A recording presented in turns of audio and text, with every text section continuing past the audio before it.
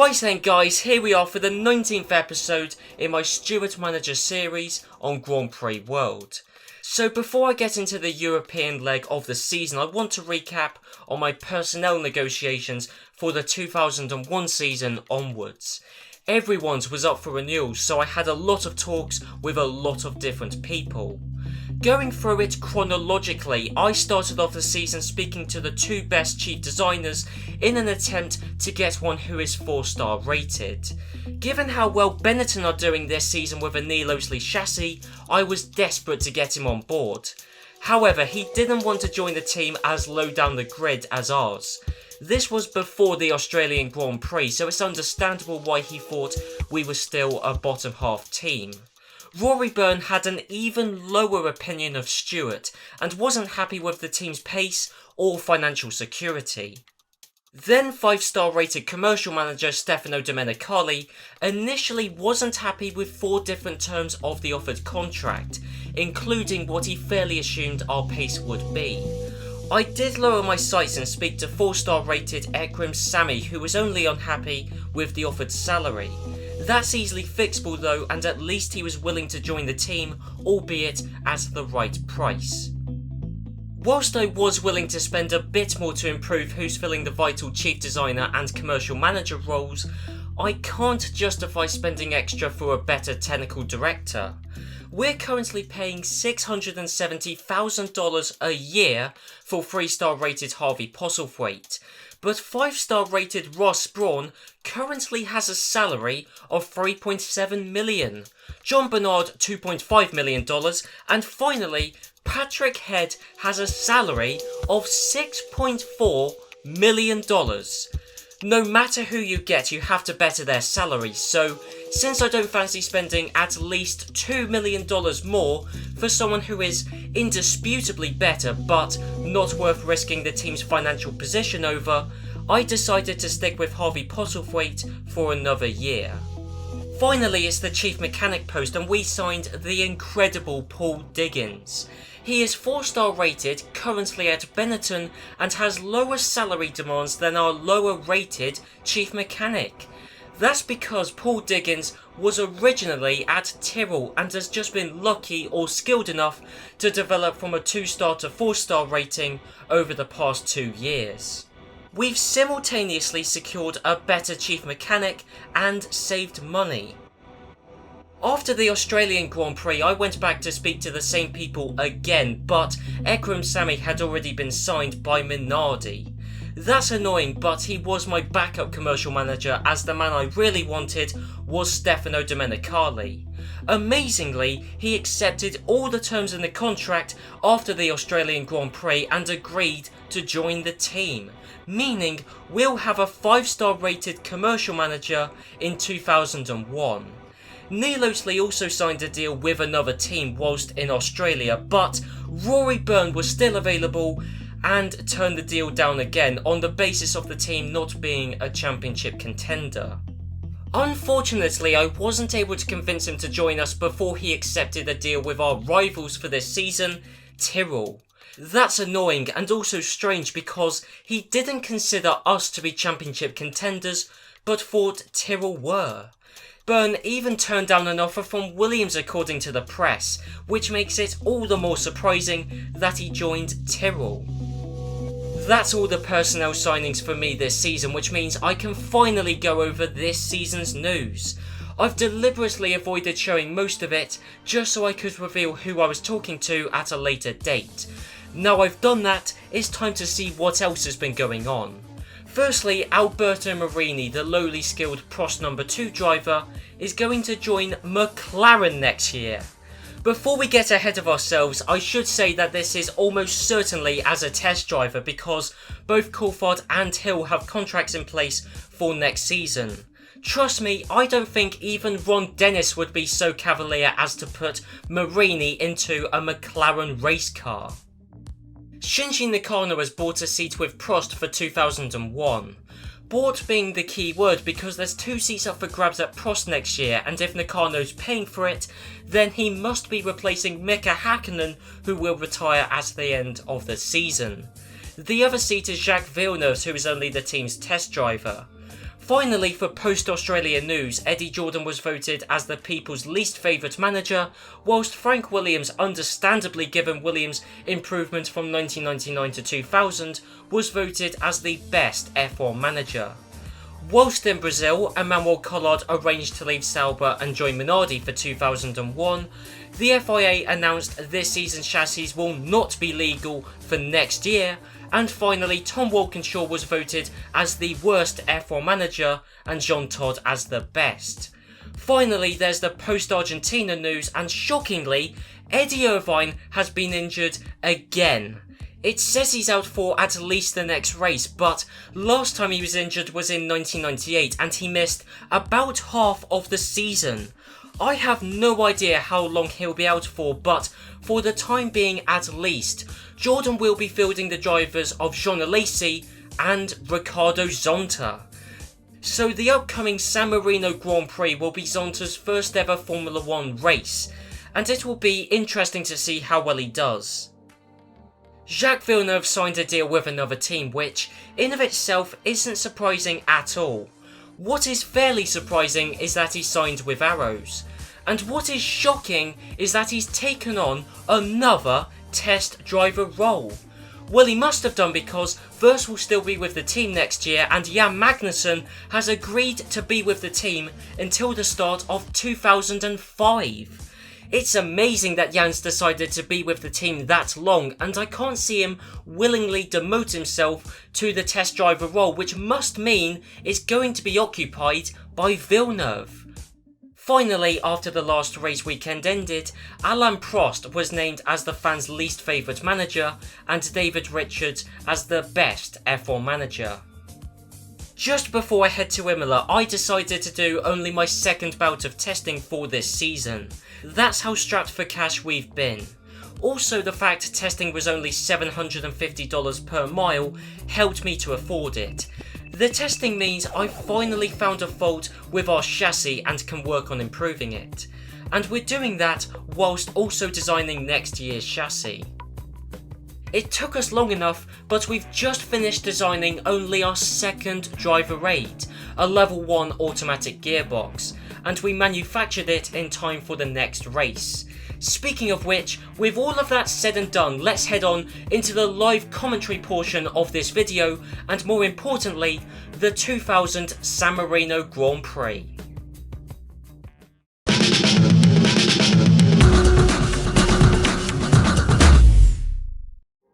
These are the sort of qualifying results we've come to expect from this season. There's no major surprises, although both Ferrari drivers did out-qualify Heinz-Harald Frentzen down in third with Michael Schumacher on pole position and Giancarlo Fisichella in second. Then you've got Esteban Tuero in fourth and the other Williams driver of Johnny Herbert in fifth. Then Coulthard Moreira to Kaki in eighth, yet again the quickest Goodyear runner, beating Jean Alesi, then Damon Hill with Bridgestone tyres in 10th place, then Pedro Diniz, then both Tyrrell, so that's good news for us. Both Stewart drivers out-qualifying both Tyrrell drivers, but I do think we have the slight edge in qualifying. But in the race, you know, there's a number of factors, because driver skill becomes more of a factor in the races. Also, reliability is a big part of it. Anyway, down the bottom half of the grid, you've got it's business as usual, although I should point out Ricardo Zonta qualifying in 14th in his debut Formula 1 race. Now that's not awful. As far as debuts go, mid-season debuts, that could have been a lot worse. So Ricardo Zonta, fair play, that's a reasonable qualifying result. He did beat both Minardi drivers led by Jarno Trulli, then both Saubers, then both Arrows, then both Prost. Prost actually, I could be mistaken, I don't think they're quite as far behind all the other teams as they have been in previous races. Arrows are still a lap off, and that's off of Collard because Nakano is another 5/10 quicker, so I think Prost might have improved slightly, I could be mistaken. Regardless, Prost are still miles off the pace, and Arrows still comfortably the second slowest team, which isn't the sort of accolade you're going to brag about. Yet again, reliability was a strength of ours. Both of our drivers finished, Tora Takaki in 7th and Pedro Diniz in 12th. Unfortunately, reliability was pretty good across the board, certainly with the top teams. Heinz-Harald Frentzen finished comfortably in the race lead. He beat Michael Schumacher by 17 seconds. However, Michael Schumacher did split the two Benetton drivers as Celso Moreira, in his debut Formula 1 season, finished in 3rd place. That's a podium finish for Celso Moreira. A man who 2 years ago had no involvement with any F1 team is now on a Formula 1 podium. He beat Johnny Herbert in a Williams, David Coulthard in a McLaren. Fisichella finished in 6th place. Yes, only 1 second behind Johnny Herbert, only half a second behind David Coulthard. Actually, 1 second exactly separates 4th to 6th place. That's incredible, and Tora Takaki is only another 8 tenths further back.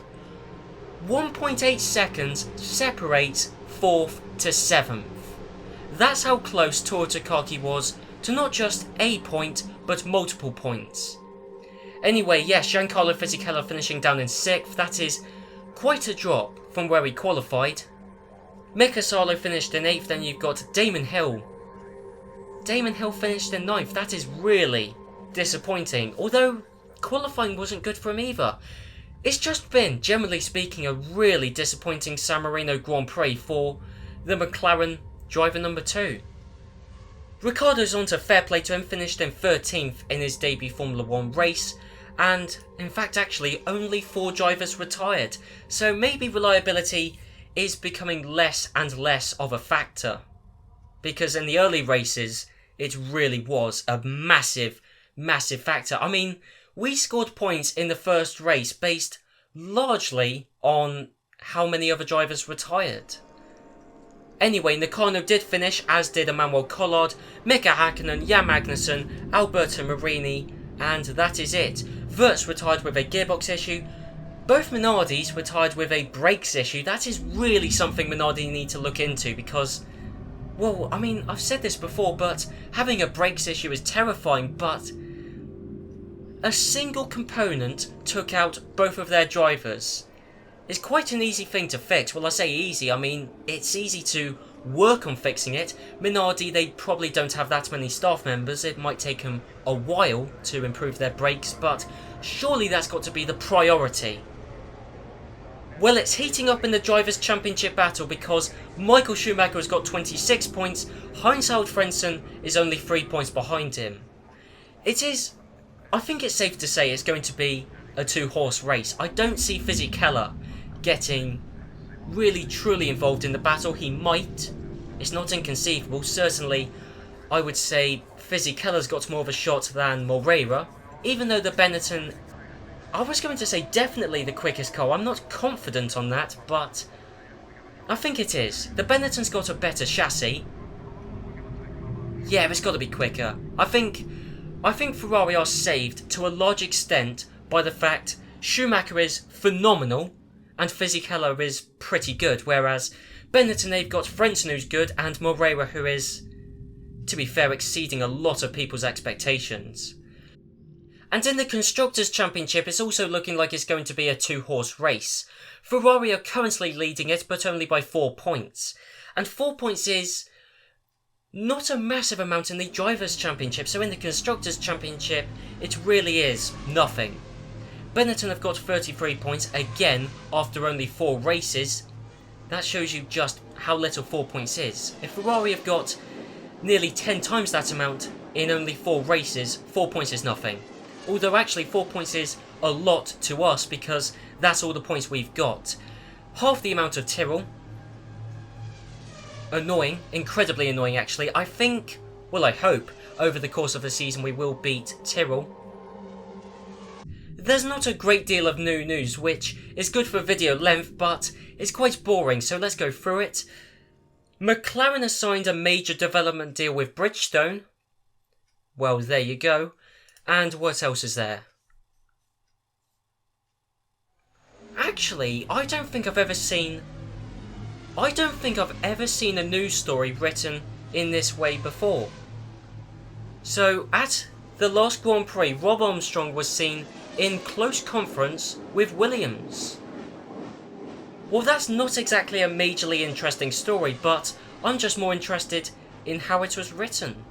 And I don't think I've ever seen that headline before in this game either. Well, there you go. Anyway, and on the final page, TV audiences have chosen Tom Walkinshaw as the worst F1 manager, which, fair enough. I mean, if you're judging it based purely on how good Arrows were last season, or any team was last season versus this season, then yeah, totally, it's got to be Tom Walkinshaw. And TV audiences have chosen David Richards, the Benetton manager, as the best F1 manager.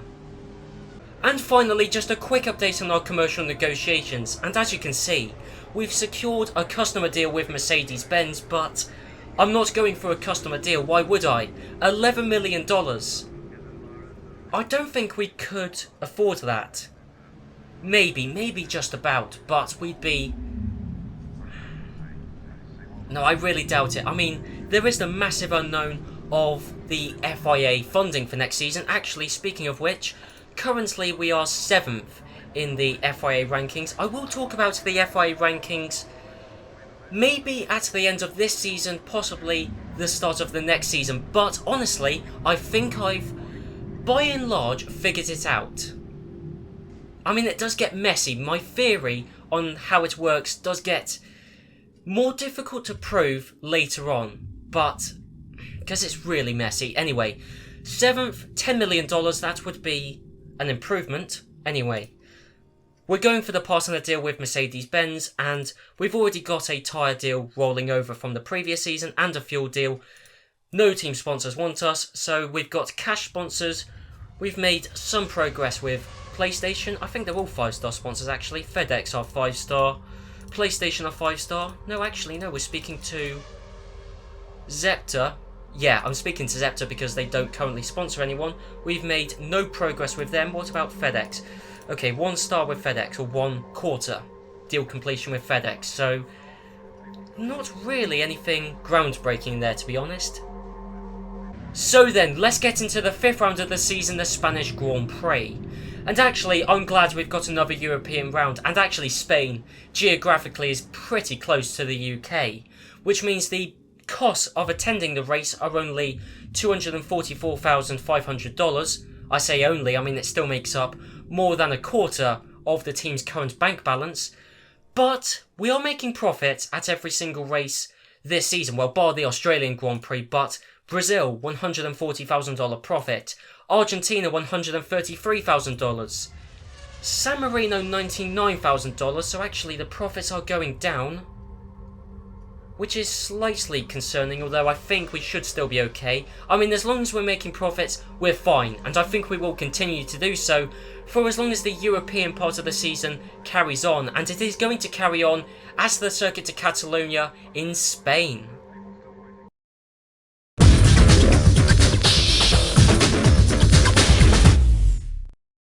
Well, that is someone I did not expect to take pole position. Damon Hill in the McLaren has taken pole position. Giancarlo Fisichella in 2nd, Moreira in 3rd. That is quite an unusual top 3. I mean, I'm not doubting Damon Hill. Well, actually, I say that. I was literally doubting Damon Hill in the previous race. But, I mean, Damon Hill is a good driver. I don't think anyone was really, truly doubting it. Pole position, though, certainly something I didn't expect. Damon Hill has only scored 2 points so far this season. He's on track to score 10. Fisichella beating his teammate. Michael Schumacher down in 7th. Diniz beat his teammate. So Diniz, yet again, the quickest Stewart driver. Takaki still did well, though. Takaki qualifying in 8th. Pedro Diniz in 6th. Tyrrell in 4th place, Coulthard 5th. McLaren have really turned up. But Michael Schumacher gone off the boil. Really don't know what's happened. Actually, Michael Schumacher, not only is he in 7th, he only beat Tora Takaki by 1/1000 of a second. Anyway, Mika Salo driving for our arch rivals Tyrrell qualified in 9th. Then you've got Johnny Herbert in the other Williams. Tyrrell smacked Johnny Herbert. 6 places separating the two drivers. Yes, it's only 0.3 of a second actually, more like 2.5 tenths. But the time gaps are often really close. So you've more got to look at the positions, and Tyrrell, the pay driver, the former Minardi driver, beat Johnny Herbert comprehensively. Johnny Herbert splitting the two Tyrrell drivers. You've got Montoya in 11th. Then you've got Frentzen. Frentzen down in 12th. The two main championship protagonists, Michael Schumacher and Heinz-Harald Frentzen, have really underperformed in qualifying. 1 in 7th, 1 in 12th. And I said it was a 2-horse race. Maybe not. Jean Alesi qualified in 13th, then Riccardo Zonta in 14th. So actually Riccardo Zonta, I think, qualifying in the same place as he did in the San Marino Grand Prix. Jean Alesi just did worse, but Riccardo Zonta still doing well for Jordan. And of course we still have no idea when Eddie Irvine will return. It might be next season, assuming he's got a contract in place. It might be... I have no idea. Jarno Trulli in 15th, Ricardo Rosset in 16th, so you've got both Minardis beating both Saubers yet again. Then you've got both Arrows, then both Prost. Nothing has really changed. Actually, Mika Hakkinen only 0.2 of a second behind Jan Magnussen, only 0.4 behind Alex Wurz, and it's not like Arrows were that much further behind Sauber or Minardi than usual, so Prost are definitely improving. Arrows aren't getting worse, not massively. There is definitely a massive improvement from Prost, because even Alberto Marini is only 0.4 behind his teammate, and in turn only 0.6 behind Jan Magnussen. So we've got to the first and only wet session in this video coming up. Light rain Spanish Grand Prix. Now that, well, wet Spanish Grand Prix historically have been incredibly exciting. Hopefully it'll be the same here. Although I'm just thinking a wet race actually could save Michael Schumacher, because Michael Schumacher really under-delivered in qualifying, but he is a wet weather specialist. Actually, another driver to watch out for is Mika Hakkinen. Hakkinen very quick in the wet. I'm not saying he'll pull off a miracle, but he might beat a Sauber or a Minardi, possibly. Well, let's see. So, the 2000 Spanish Grand Prix has ended with Pedro Diniz scoring the team another 2 points. And as I suspected, yes, Michael Schumacher dominated, truly dominated the Grand Prix, but that is only because Damon Hill must have retired. Michael Schumacher won the 2000 Spanish Grand Prix convincingly. Giancarlo Fisichella, his teammate driving the same car, was lapped. Everyone else was lapped at least twice. David Coulthard finished in 3rd, driving a McLaren, was lapped twice. Jean Alesi, he's pretty handy in wet conditions, he finished in 4th place and was lapped twice. Pedro Diniz, not a wet weather specialist by any means, but finished in 5th, fair play to him.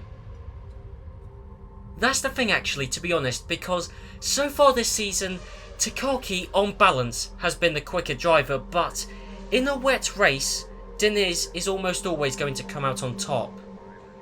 I don't actually know the wet weather stats of Takaki and Diniz, but Diniz is just always going to be better than Takaki, fact.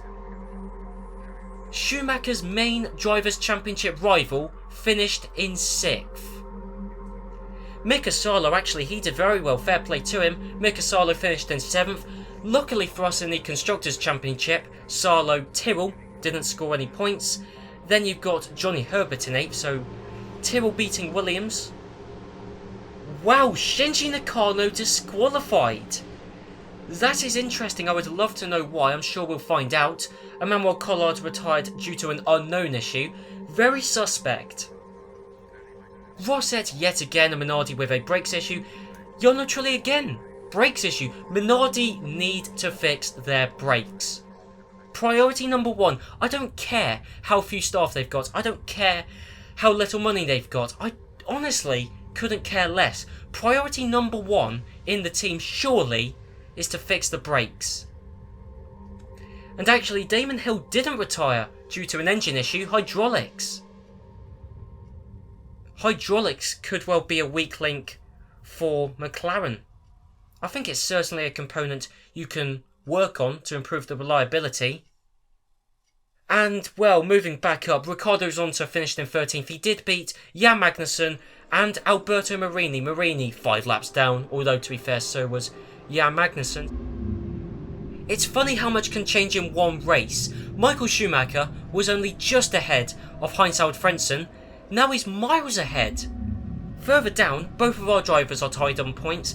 Damon Hill is the lowest placed driver who has scored a point. And I mean, again, Damon Hill, yeah, sure, he got unlucky with reliability issues, which actually sums up Damon Hill's entire season, and last season actually. I think Damon Hill, generally speaking, has been a pretty unlucky driver with reliability.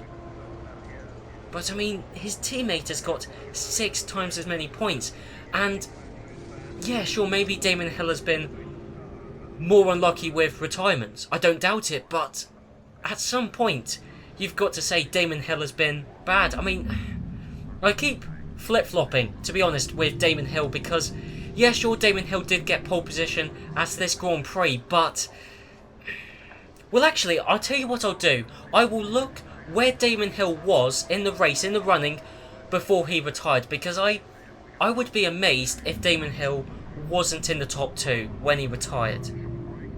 And in the Constructors' Championship, Ferrari are dominating, 19 points ahead of Benetton. That is more than a 1-2 finishes worth of points ahead of Benetton. I mean, it's still early days, which, to be fair, actually, you can argue that both ways. I mean, only 5 races have gone and Ferrari have built up that big of a lead. But also, on the other hand, there's still 11 races left to go. A lot can change. McLaren still in 3rd, Williams 4th, Tyrrell in 5th. We have caught up to Tyrrell and Williams. We're on 6 points, only 2 behind Tyrrell, but, well, I'm reasonably confident we can beat Tyrrell, but, you know, Tyrrell have had good races in the past. I'm sure they'll have good races in the future. I'm fairly certain, on pace, we will always beat Tyrrell, but reliability could bite us. I don't think it will. Generally speaking, our car is reasonably reliable, but our drivers could let us down because, you know, drivers can make mistakes. So I think on pace we'll beat Tyrrell, and actually we might beat Williams. I am willing to entertain the notion that we could finish 4th in the Constructors' Championship. Very interesting. Ferrari has completed a team sponsorship deal with Buzzin' Hornets. Power brakes, that's what they've got, power brakes. So we'll have to investigate that. That's good. Probably fruitless for us, but I may as well look into it. Actually, that could be their illegal driver aid. There you go. Power brakes which they haven't submitted to the FIA. I'll check up on that actually. No, there's no power brakes submitted by Sauber at the bottom, and at the top the more recent ones. No, nothing. Sauber haven't submitted a driver aid since 1999. But they've clearly developed another one, haven't run it by the FIA, and as such, well, paid the price for it. And lastly, sports journalists, not fans this time, but sports journalists, have voted Giancarlo Minardi as the worst manager of the month. And I completely agree, because Minardi can't manufacture brakes to last a race, and it's getting embarrassing, even for a team like Minardi. But sports journalists, people who are paid to write about F1, and they've gone with the easy target, Giancarlo Minardi as the worst manager of the month. That's the easy target. Either him or Alain Prost. It's just not particularly imaginative. Although to be fair, TV audiences have voted Jean Todt as the best F1 manager, which is so predictable it's pointless announcing it. Here is how the Spanish Grand Prix played out for the first 17 laps. Damon Hill leading the way throughout the entirety of that stint. Michael Schumacher moved up from 7th to 2nd within 7 laps. And moving on along, because we know Damon Hill retires at some point, he was still in the race lead, Michael Schumacher still in 2nd. You can certainly tell who the wet weather specialists were, but Michael Schumacher passing Damon Hill on lap 44, Damon Hill retaking the race lead on lap 47, but soon he retires. He drops down to 2nd place on lap 53 and retires, presumably, on 58 because there's nothing else. It goes cold after that. So Damon Hill retired 7 laps before the end of the race, and as I suspected, he was running in the top 2 when he retired. Just before I end off this video, I do want to give you guys a quick update on the commercial negotiations. So FedEx, one of the cash sponsors we're speaking to, 1 out of 4 deal completion. PlayStation, 2 out of 4 deal completion, we're halfway there already. And Zepter, we've now completed 1/3 of the deal completion requirements. We've already got a fuel deal in place, we've already got a tyre deal in place, carrying on from the previous season. And with the engine deal, 3 out of 6 deal completion, we're halfway there. We gained 1 chunk of deal completion in a race. That's impressive, but I kind of wouldn't expect any less, bearing in mind we've got 40% of my commercial staff working on it. 40% of what I dare say is now a maxed out, not completely actually, 57 staff members with 1 star staff member. Only 1 out of 5 morale still, which is annoying. Same with the design department. However, the engineering department has 3 out of 5 morale and 3 star employees. Anyway, back to our negotiations with Mercedes-Benz, and as you can see, we're halfway towards the passing a deal, but I think we're actually going to complete the second half of the negotiations straight after the Monaco Grand Prix, and that's got nothing to do with hospitality, because I don't think we really have the money to be running hospitality. I know Monaco is a 5 out of 5 glamour event, but I can't justify spending the money. So, the reason the negotiations are going to be wrapped up so quickly is because we've got an advantage, a success advantage. You see, that's the perks of being a quick team, because I think in 1998 we got this advantage, the TV advantage, and I think that's it. I don't even remember getting an advantage in 1999, we might have done. I don't remember, to be honest, but because we're scoring points, we're getting success advantages. We still haven't got this advantage. I don't know what it's called, but I think you have to at least finish on the podium or win a race. So that's the thing, we don't have that advantage, but when you're a quicker team on track, when you're doing better, you get more advantages, and they speed up negotiations immensely. So then guys, I hope you enjoyed this episode. If you did, be sure to leave a like, comment down below, and I'll see you guys in the next episode, in which we'll be kicking off with the Monaco Grand Prix. So see you guys then.